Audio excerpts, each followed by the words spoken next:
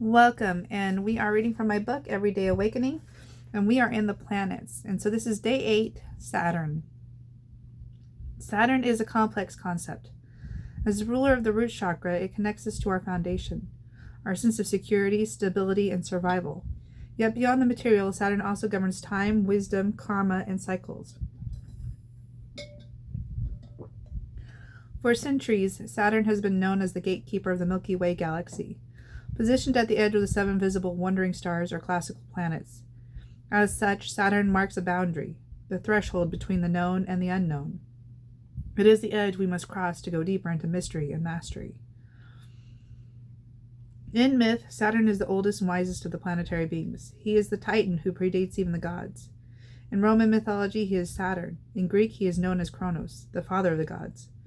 Kronos devoured his children, a dark image that speaks to the nature of time itself. It consumes all things. Yet from this devouring arises liberation, as Jupiter Zeus eventually overthrows his father and frees what was swallowed. This myth points to a deeper truth. What time consumes, consciousness can redeem. Saturn also presides over the Golden Age, said to coincide with the age of Capricorn, when humanity lived in innocence, harmony, and divine order. Though young in form, this era was marked by an ancient wisdom, a reflection of Saturn's rule. Saturn's element in alchemy is lead, a heavy, dull metal that mirrors the starting point of spiritual awakening. When we begin the path, our minds are dense with conditioning and old paradigms. In alchemy, Saturn appears at both the beginning and the end of the journey. We start with structure, deconstruct and purify it, and then return to a structure, one that is more refined, balanced, and aligned.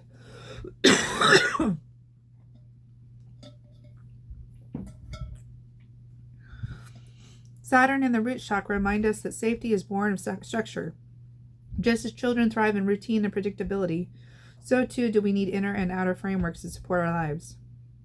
This applies not only to governments and homes, but also to belief systems. Our beliefs form a paradigm, a lens through which we view the world, and the paradigm shapes everything from how we see ourselves to how we engage with life. If we see the world as hostile, we experience it as such. If we believe we are loved and guided, that too becomes real. Saturn invites us to ask, is your paradigm built on bedrock or sand?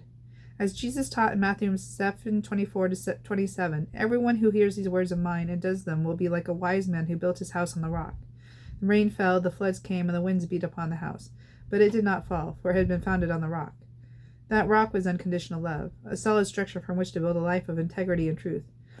Jesus taught a paradigm that saw the divine in each person, as he said in John 10:34. Is it not written in your law, I said you are gods? Quoting Psalm 82:6. You are gods, all of you are sons of the Most High. We don't have to abandon our religious frameworks entirely to awaken. We simply see them anew. The rigid becomes pliable. Dogma dissolves to reveal essence. What was once superstition can become metaphor. What was once fear can become discernment. The gift of Saturn is structure. But not just any structure, the right one, the wise one, the one that holds you without confining you. Saturn is both the beginning and the end of the cycle, and the discernment that weaves it all together. As Joseph Campbell taught through the monomyth, the hero's journey begins with a call, and often the appearance of a mentor.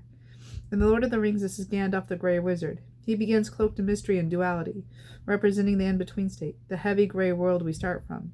By the end of the story, he is reborn as Gandalf the White, symbolizing clarity, transformation, and higher wisdom. So too does Saturn begin our journey. Our beliefs at first are full and heavy, thick with cultural inheritance. But as we walk the path, we refine them, we question, we deconstruct, and through Saturn's patient instruction, we rebuild.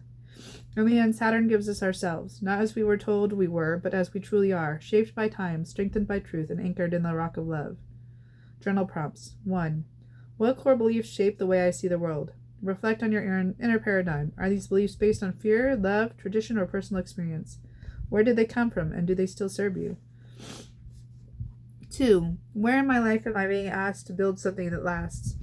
Look at your relationships, work, spiritual path, or personal habits.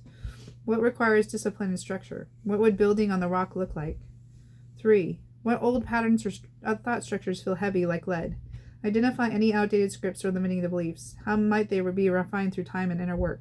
What could they transform into if alchemized? Daily mantra.